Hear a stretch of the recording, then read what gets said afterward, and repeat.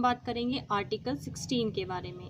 Indian polity में fundamental right या मूल अधिकार सीरीज का यह हमारा 4th लेक्चर है। अगर आपने हमारे प्रीवियस वीडियो नहीं देखे हैं तो प्लीज़ सबसे पहले उन्हें 1 बाय 1 देखिए, जिससे आपका बेस स्ट्रॉन्ग होगा। हम आगे बढ़ने से पहले एक बार अगेन जो है हमारे प्रीवियस लेक्चर के बारे में थोड़ा सा स्टडी करते हैं, रिवीजन कर लेते हैं, जिससे हमें समझने में आसानी होगी। ओके फ्रेंड्स, सबसे पहले यदि हम मूल अधिकारों की बात करें तो हमें ये समझना चाहिए कि जो मूल अधिकार है, हमने हमारे प्रीवियस जो है लेक्चर में देखा है कि जो मूल अधिकार है इस शब्द का अर्थ क्या है, फंडामेंटल राइट्स में इस शब्द का अर्थ क्या है। तो हमने देखा है कि वह आधारभूत अधिकार जो नागरिकों के चहुमुखी विकास जैसे भौतिक, बौद्धिक, नैतिक और आध्यात्मिक का विकास करते हैं, मूल अधिकार कहलाते हैं। जिस तरीके से किसी मकान को स्ट्रॉन्ग बनाने के लिए उसकी नींव मजबूत होनी चाहिए, उसका बेस मजबूत होना चाहिए, इसीलिए यहाँ पर भारत के विकास या नागरिकों के विकास के लिए उसके आधारभूत अधिकार निश्चित होने चाहिए, गारंटी होने चाहिए। उन्हें किसी भी हालत में उनका जो है प्रतिबंध या उनका हनन नहीं होना चाहिए। तो इसे संविधान के भाग 3 में आर्टिकल 12 से 35 के बीच में समझाया गया है, भाग 3 में रखा गया है, जो हमने हमारे प्रीवियस वीडियो में देखा था। जो संविधान में मूल रूप से जो है 7 मूल अधिकार थे। समता का अधिकार, जिसमें से संपत्ति के अधिकारों को हटा दिया गया है, सो वर्तमान में 6 अधिकार है, हमने बताया है इसे। समता का अधिकार जो आर्टिकल 14 से 18 के बीच में दिए गए हैं। स्वतंत्रता का अधिकार आर्टिकल 19 से 22 के बीच में समझाया गया है। शोषण के विरुद्ध अधिकार आर्टिकल 23 और 24 में बताया गया है। धार्मिक स्वतंत्रता का अधिकार आर्टिकल 25 से 28 के बीच में बताया गया है। संस्कृति और शिक्षा संबंधी अधिकार आर्टिकल 29 से 30 में, और संवैधानिक उपचारों का अधिकार जिसे आर्टिकल 32 में बताया गया है। संपत्ति के अधिकार को 44वें संशोधन अधिनियम के तहत जो है कानूनी अधिकार घोषित कर दिया गया है। तो हम फर्स्ट हमने स्टार्ट करा था समता का अधिकार, जिसमें हम आर्टिकल 14 देख चुके थे। हमने आर्टिकल 15 को भी समझा दिया गया है। आपके मन में क्वेश्चन आया होगा कि हमने ऊपर बताया है कि आर्टिकल 12 से 35 के बीच में जो है मूल अधिकारों का वर्णन है। तो हम यहाँ पर जो है अधिकार आर्टिकल 14 से क्यों स्टार्ट हो रहे हैं, क्योंकि आगे जो है आर्टिकल 12 में हम एक बार फिर से आपको बता देते हैं। आर्टिकल 12 में राज्य शब्द को परिभाषित किया गया है। हमने ये भी देख चुके हैं कि जो आर्टिकल 12 है इसमें राज्य शब्द की परिभाषा बताई गई है। राज्य क्या होता है, यहाँ पर राज्य का जब आगे पॉलिटी में नाम आता है तो हम इसे किसी राज्य स्टेट से ना समझे, मध्य प्रदेश, राजस्थान, पंजाब, हरियाणा, इस तरीके से कोई राज्य की बात नहीं हो रही है। राज्य शब्द का अर्थ यहाँ पर बताया गया है भारत सरकार व संसद, राज्य सरकार व विधानमंडल, सभी स्थानीय प्राधिकारी जैसे नगर पालिका, पंचायत, जिला बोर्ड, सुधार न्यास, अन्य प्राधिकारी जैसे LIC, ONGC, सेल इत्यादि। इस तरीके से हमने आर्टिकल 12 में जो है राज्य शब्द की परिभाषा देखी गई है। और आर्टिकल 13 में बताया गया है कि मूल अधिकारों से असंगत या उनका अल्पीकरण करने वाली विधियां शून्य होगी, जो हम हमारे प्रीवियस वीडियोस में देख चुके हैं। सो अब हम आगे बढ़ते हैं। समता या समानता के अधिकार में हम जो है आर्टिकल 16 को देखेंगे। समता या समानता का अधिकार जो आर्टिकल 14 से 18 के बीच में समझाया हुआ है, सो आर्टिकल 16 की हम बात करते हैं। आर्टिकल 16 में बताया गया है कि राज्य, जो अभी हमने पीछे समझा है जस्टिस को, कि राज्य में भारत सरकार व संसद, राज्य विधानमंडल या जो लोकल अथॉरिटीज़ है, सेल LIC, उनके बारे में बात की गई है। तो इसमें बताया गया है कि राज्य के अधीन किसी पद पर, यहाँ पर जॉब रिलेटेड बात चल रही है, नियोजन या नियुक्ति से संबंधित विषयों में सभी नागरिकों के लिए अवसर की समानता होगी। अर्थात किसी से भी किसी प्रकार का भेदभाव नहीं किया जाएगा। राज्य जो है सभी से समानता का व्यवहार करेगा। लेकिन आपने आरक्षण शब्द भी सुना होगा, खैर हम इसके बारे में आगे बात करेंगे।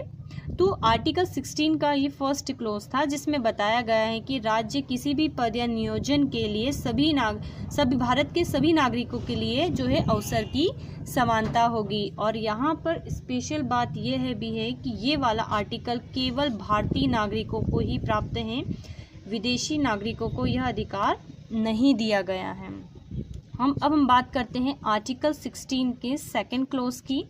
जिसमें ये बताया गया है कि राज्य किसी भी नागरिक के साथ केवल जिसे हमने आर्टिकल 15 में भी समझा था, केवल धर्म, वंश, जाति, लिंग, जन्म का स्थान या निवास के स्थान के आधार पर भेदभाव नहीं करेगा या किसी भी रोजगार कार्यालय के लिए अयोग्य नहीं ठहराया जाएगा। केवल धर्म, यहाँ पर जो लास्ट आर्टिकल 15 है उसमें निवास की बात नहीं कही गई थी, यहाँ पर निवास ऐड है। तो यहाँ पर ये बताया गया है कि यदि किसी भी पद पर नियोजन या नियुक्ति की जाती है तो इन आधारों पर भेदभाव नहीं किया जाएगा, इन आधारों पर भेदभाव नहीं किया जाएगा। लेकिन आपने साथ में ये भी सुना होगा कि हमने तो देखा है जातियों के आधार पर आरक्षण शब्द आता है और जो कुछ सीटें रिजर्व रहती हैं तो उसके कुछ कारण रहे हैं, तो इसीलिए हम इसे अपवाद में समझते हैं आगे, जो कि आर्टिकल 16 का 3rd क्लोज में बताया गया है कि संसद किसी भी विशेष रोजगार के लिए निवास की शर्त आरोपित कर सकती है। हमने ऊपर आर्टिकल 16 के 2nd क्लोज में इस बात को समझा है कि राज्य जो है धर्म, वंश, जाति, लिंग, जन्म का स्थान या निवास के आधार पर भेदभाव नहीं करेगा। लेकिन आर्टिकल 16 3rd में कहा गया है कि संसद किसी विशेष रोजगार के लिए निवास की शर्त आरोपित कर सकती है और यह शक्ति राज्य विधानमंडल को प्राप्त नहीं है। जो निवास की शर्त है ये इसके लिए सार्वजनिक रोजगार अधिनियम 1957 में पारित हुआ था, लेकिन इसे 1974 में समाप्त कर दिया गया। वर्तमान में आंध्र प्रदेश और तेलंगाना में इस प्रकार की व्यवस्था है।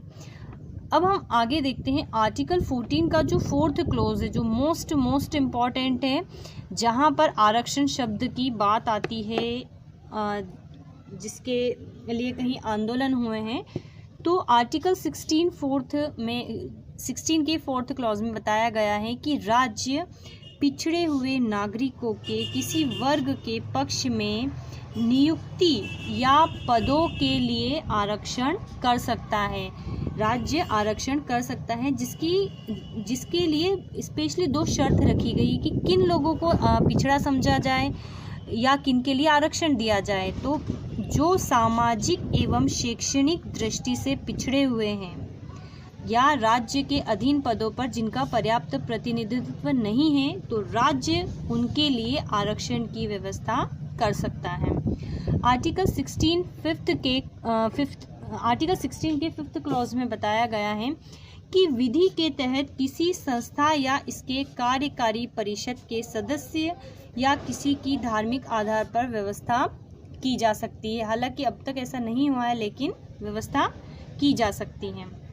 अब यहाँ पर हमने पिछड़ा जो वर्ड देखा है, आगे इसको थोड़ा सा हम और समझते हैं। तो यहाँ पर जो है आर्टिकल 16 में इतनी ही हमने बात को बताया हुआ है, आपने अच्छे से देख लिया होगा। अब हम आगे बढ़ते हैं और समझते हैं पिछड़ा वर्ग शब्दावली का अर्थ क्या है। तो एक्चुअल में जो भारतीय संविधान है उसमें पिछड़ा वर्ग शब्दावली का विशेष विवरण नहीं मिलता है, लेकिन भारत के जो संविधान है उसके आर्टिकल 340 में संविधान में पिछड़े वर्गों के लोगों की शैक्षणिक एवं सामाजिक स्थिति की जांच करते हुए उनके उन्नति के लिए सुझाव प्रस्तुत करने की व्यवस्था की गई है। सो आपको आर्टिकल 340 को बड़े ही अच्छे से देखना पड़ेगा। तो पिछड़े वर्ग के रिस्पेक्ट में कहीं आयोगों का गठन हुआ है। तो अब हम इन आयोगों को देखते हैं कि क्या बताया गया है।